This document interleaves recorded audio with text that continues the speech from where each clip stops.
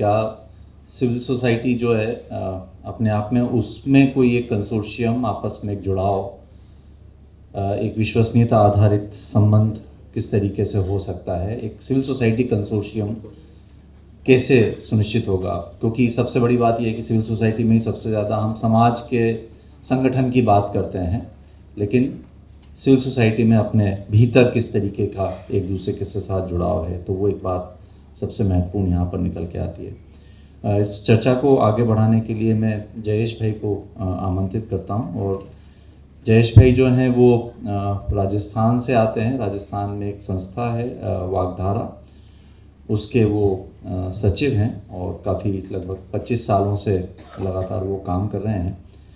और महत्वपूर्ण बात ये है कि इस वक्त जो है वो कोशिश कर रहे हैं कि कैसे डेमोक्रेटिक प्रैक्टिसेस को आगे बढ़ाया जा सकता है, और ख़ास तौर पे स्वराज के संबंध में वो पूरी प्रोसेस को आगे लेके जाने की कोशिश कर रहे हैं। खेती के ऊपर एक लगातार उनकी पहल है, लगातार वो कृषि और टिकाऊ विकास के विषयों को लेकर के वो काम कर रहे हैं। और इसमें बात जो है वो केवल स्थानीय संदर्भ तक सीमित नहीं है, बल्कि उसके बाज़ार के साथ जुड़ाव और उसकी जो अर्थव्यवस्था है, उसकी जो इकोनॉमी है, उस इकोनॉमी के पहलू को भी लगातार छूने की वो कोशिश कर रहे हैं।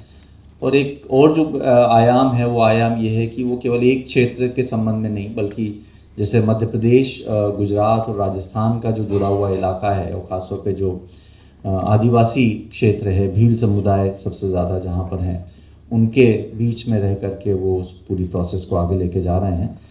इमीडिएट कोविड के बाद की बात है। हमारे एक मित्र थे श्री, जो उन्होंने मुझे हंसते हुए कहा था कि चैलेंज क्या लगता है सीएसओ का, सबसे बड़ा चैलेंज क्या लगता है? तो मैंने कहा कि जब बस में या ट्रेन में बैठ के जाते हैं तो बहुत कम लोग होते हैं बहुत अच्छे से ये बोल पाते हैं कि हम सीएसओ को रिप्रेजेंट करते हैं या सिविल सोसाइटी से हैं। और अगर आप बोल भी देते हैं तो सामने वाले का प्रश्न ये होता है कि अच्छा, आपके प्रोजेक्ट कैसे मिलते हैं या कहाँ से आते हैं? तो आप एक अलग सी लोगों के मन में, कुछ लोग ग्लानि महसूस करते हैं, कुछ लोग बताने में झिझकिचाते हैं, कुछ अलग अलग सबके वो होते हैं। कुछ को लगता है कि ये नई शुरुआत करेगा और हमारा कॉम्पिटिटर हो जाएगा, एक अलग आभा मन में आती है।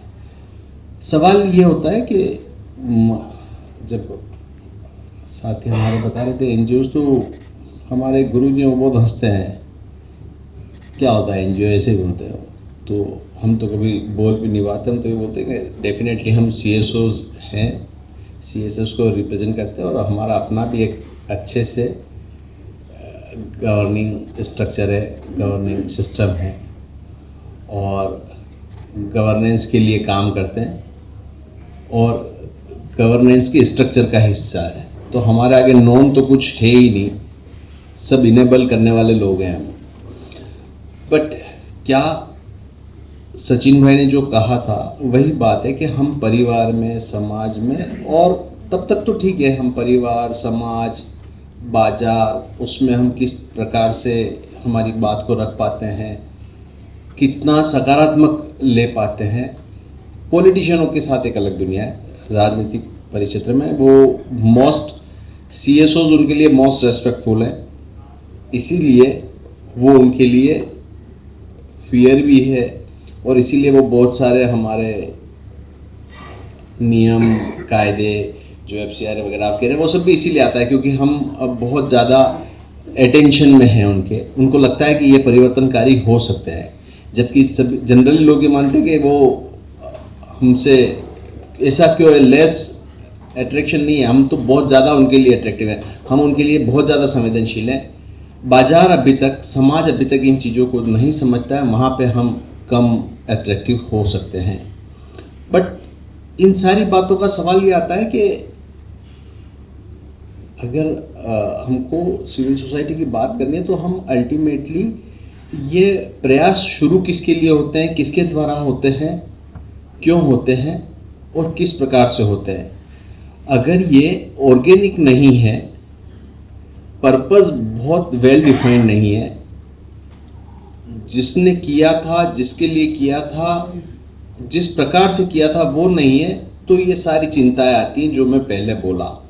परंतु अगर जिस समुदाय के लिए, जिस समस्या के लिए, जिस समुदाय के साथ जो परिवर्तनकारी इकट्ठे होते हैं, तो उनको ये चिंता नहीं होती, क्योंकि वो परिवर्तन पे सीधी बात कर पाते हैं। तो वो बात हम समाज तक क्यों नहीं पहुंचा पाते हैं, क्यों नहीं कह पाते हैं, वो एक चिंता हमारे लिए बहुत महत्वपूर्ण रहती है। और वो जब आपने ये बदलाव की बयान वाली जो आज जो डिस्कशन हो रहा है, उससे बहुत क्लियर लगा। और सचिन भाई, इसको अगर हम यूनिवर्सिटीज़ या एकेडमिक इंस्टीट्यूशन के साथ भी अच्छे से अगर कर पाए, तो अनफॉर्चुनेटली जैसे हमारे वहाँ पे तो हमने बहुत स्ट्रिक्ट किया हुआ है कि इंटर्नशिप, कभी भी इंटर्नशिप हम जब तक इंस्टीट्यूशन से प्रॉपर इंटर्नशिप के लिए नहीं आते हैं, वो समय नहीं गुजारते, तब तक नहीं। परंतु इंटर्नशिप के लिए आने वाले लोग सिफारिश करवाते हैं कि क्या हमको सर्टिफिकेट मिल सकता है क्या। तो ये हमारे लिए तो, और कई लोग प्रेम में आकर के उसके लिए हाँ कहते हैं। तो वो एक समझ का विषय है कि ये समझ क्यों है, समझ किसके लिए, किसका खराब हो रहा है। आप एक दिन के लिए खराब हो सकते हैं ना कहने में, परंतु अगर आप उस ना से पूरा सेक्टर का नजरिया बदल सकते हैं कि नहीं, आपको कहीं भी नहीं मिल सकता जब तक आप समय नहीं बिताएंगे, चीज़ों को नहीं समझेंगे। और वो नहीं समझेगा तो जिसको आप वो देंगे, वो बाहर जाकर कहेगा, अरे यार पापा के मिलने वाले थे, घर के मिलने वाले थे, उन्होंने तो सर्टिफिकेट दे दिया था, मेरे को जाना ही नहीं पड़ा, उस समय मैं घूम के आ गया आराम से। तो ये हमारा नैरेटिव वहीं से ही खराब होना शुरू होता है। तो क्या हम इस एक्सपोजर को यूनिवर्सिटी या ये इस संवाद को एकेडमिक इंस्टीट्यूशंस के साथ स्टूडेंट तक, और स्पेसिफिकली डेवलपमेंट यूनिवर्सिटी या डेवलपमेंट कोर्स के स्टूडेंट के लिए नहीं, नॉन डेवलपमेंट अदर रूटीन का, और अगर हम इसको व्यापक संवाद करके सभी जगह के लिए कर पाए तो एक बहुत महत्वपूर्ण होगा। तो हमारे लिए पहला विषय ये था। दूसरा, जब आपने FCRA कहा, मैं इसको जोड़ करके मैं नैरेटिव वाली बात कहूँगा। आप बिल्कुल सही कह रहे हैं। 2006 के संवाद में इसी India update centre, India international centre की कई मीटिंग्स थी। दो चिंताएं थी, अगर कोई लीड ले लेगा तो वो देश का नेता बन जाएगा, CSOs का। तो जो एक प्रयास करता वहाँ पे दूसरे लोग नहीं जाते और वो करते रहे। और दूसरा, मेरे जैसे कई लोग थे जो ये बोलते थे, अच्छा है ना यार, हमको डॉक्यूमेंट ही तो करना है, क्या प्रॉब्लम होगी, क्या फर्क पड़ जाएगा, 2 अमेंडमेंट है, 2 फॉर्मेट बढ़ गए, अच्छा है, ट्रांसपेरेंसी आएगी, ये होगा। पर हम ये नहीं समझ रहे थे कि वो चेंजेस डे बाय डे आपको उसके बाद के जो अमेंडमेंट हुए, ये अमेंडमेंट आप छोड़ दीजिए। अभी एक बहुत लेटेस्ट, शायद आप सब लोग भी परिचित होंगे, एक फिनांस बिल में आया था जिसमें था कि अगर इनकम टैक्स में आपको रजिस्टर्ड होना है तो चैरिटी कमिश्नर में रजिस्टर्ड होना जरूरी है। आप कंप्लाई तो कर रहे हैं ना। अगर FCR आपको मिला है या इनकम टैक्स आपको मिला है तो आप कहीं ना कहीं तो लीगल कंप्लायंस साइड में तो कर रहे हैं, बट फिर भी एक नई, तो आप किसके लिए और ऐसा क्यों करना पड़ा, इस पर हम कोई भी नहीं, क्योंकि आज की स्थिति में हम कोई बोल पाने की स्थिति में नहीं है। तो ये फियर हमारे अंदर है, या हम बहुत लेस अवेयर है इन सारी चीज़ों को, अवेयर है पर हम चाहते नहीं है इसको बहुत ज़्यादा अच्छे से समझना।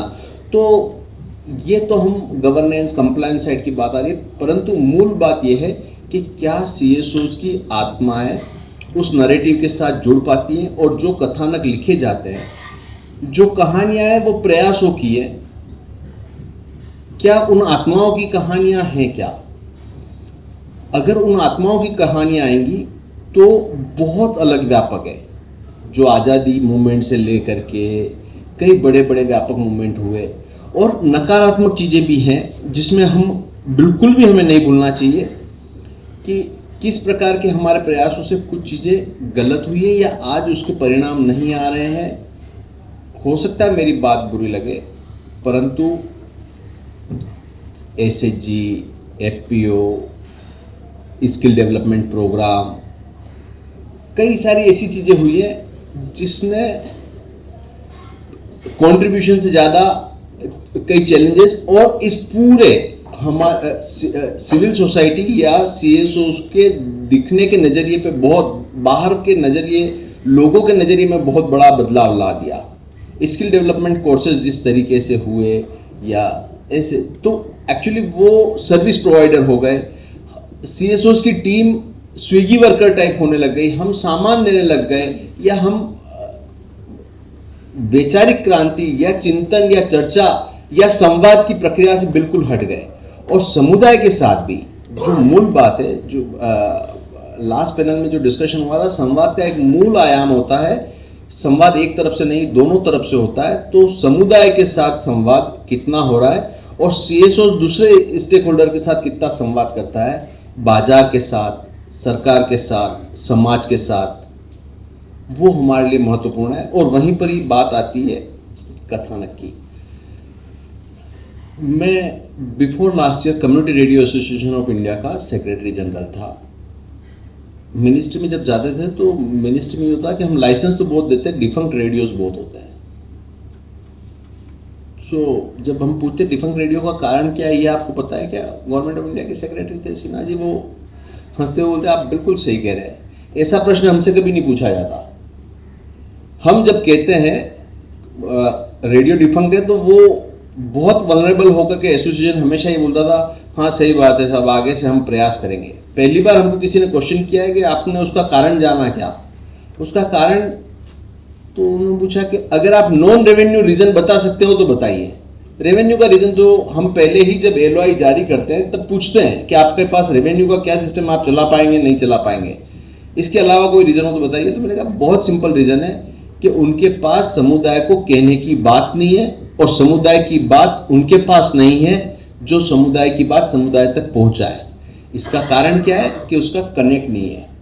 तो CSOs के साथ भी वो एक सबसे बड़ा सवाल है कि वो उस स्टोरी टेलिंग, तो स्टोरी टेलिंग खुद के लिए करने की जगह अगर समाज की आवाज को बोलने का तरीका, इट्स नॉट, ये एडवोकेसी नहीं है। हम क्या समझते हैं कि समाज की बात को कहना मतलब एडवोकेसी, वो जरूरी नहीं है। हम कहानी के तरीके से भी हम कह सकते हैं, हम उस चर्चा को ला सकते हैं, उस बात को रख सकते हैं, वो हमारे लिए बहुत महत्वपूर्ण है। तो कोविड के टाइम पे रेवेन्यू मॉडल की बात आ रही है, वहाँ पे मैं कोविड के टाइम पे हमारा 1.5 लाख परिवारों के साथ काम है, कोई 1500 गांव में सीधा सीधा है, लोग जा नहीं पाते थे, मटेरियल पहुँच नहीं पाता था। हम तो कोई भी जर्नलिज्म से नहीं थे, हमको तो आता भी नहीं था। अच्छे अच्छे जर्नलिस्ट को अप्रोच किया था उसके 2 साल पहले तक कि हम हमारा कोई न्यूज़लेटर शुरू कराएं। अनफॉर्चुनेटली वो कभी भी शेप नहीं ले पाता। एक सिंपल ग्रेजुएट लड़की जो रेडियो में अनाउंसर थी वो आई, एक वो टाइप करने वाला था। हम दोनों ने बैठ के सोचा कि ये पेज कैसे बनता है, अखबार से पेज मेकर को बुलाया, उसको पूछा ये कैसे बनता आता है? कि हाँ आता है। हमने जो मैसेज हमको उस महीने भेजना था गांव में, उसको उस शेप में फ्रेम किया और उसको भेज दिया। आज से 5 साल पहले की बात है, अभी 58 एडिशन निकला है उसका। वो बहुत अच्छे से चला गया, लोग खुश हुए, हम टेंशन में थे अगले महीने का करेंगे नहीं करेंगे। बट अगले महीने फील्ड से बात आने लगी कि हमको लास्ट टाइम हमने कहा कि मैसेज वगैरह सब आप लोग कैसे करते हैं, नहीं हमको जाने की जरूरत नहीं पड़ी। उसमें एक फ्रंट पे लिखा हुआ था शिक्षक के अभाव में हमारे बच्चों का क्या होगा, क्या गांव में कोई पढ़ा लिखा नहीं बचा है? तो गांव के युवाओं ने उस आर्टिकल को पढ़ करके उन 1500 गांव में स्वेच्छा से आकर के अपने बच्चों को पढ़ाना शुरू कर दिया था। उसके बाद ये ही एक स्टोरी की लोगों ने कहा कि इसको आप एक बार छाप दो ना, ये जिन जिन लोगों ने पढ़ाना शुरू किया उनके कहाँ कहाँ पे किस तरीके से किया। अगली बार उसी स्टोरी को प्रिंट किया। 3 महीने बाद हमने कहा अब हमारे पास पैसे नहीं है इसको प्रिंट करने के, सो कंट्रीब्यूशन आना शुरू हुआ। नॉमिनल था बट हाँ प्रिंटिंग कॉस्ट के बराबर था। डिज़ाइन कॉस्ट और वो वॉलेंट्री करते हैं हम, 3 रुपया आता है, 3 रुपया हमारा प्रिंटिंग कॉस्ट होता है। अखबार के कागज़ पे अखबार वालों से प्रिंट करवाता हूँ मैं। 60 महीने से अच्छे से चल रहा है। सवाल ये था वहाँ पे तो कोई एक्सपर्ट भी नहीं था उसको डिज़ाइन करने वाला, न मैं एक्सपर्ट था ना। और हर महीने जो एडिटोरियल है वो 6 मिनट का मैं बोलता हूँ मैं कुछ भी पहले से बैठ के टाइप नहीं करता। मैं कहीं बैठता हूँ, मेरे पास आता है कि इस महीने का अंक जाने वाला है, जो ज्वलन समस्या होती है सीधी संवाद है। मुझे जिस समय मैं उस एडिटोरियल को लिखता हूँ उस समय मुझे ये लगता है मैं समुदाय से बात कर रहा हूँ। वही पैटर्न हर टीम मेंबर का है।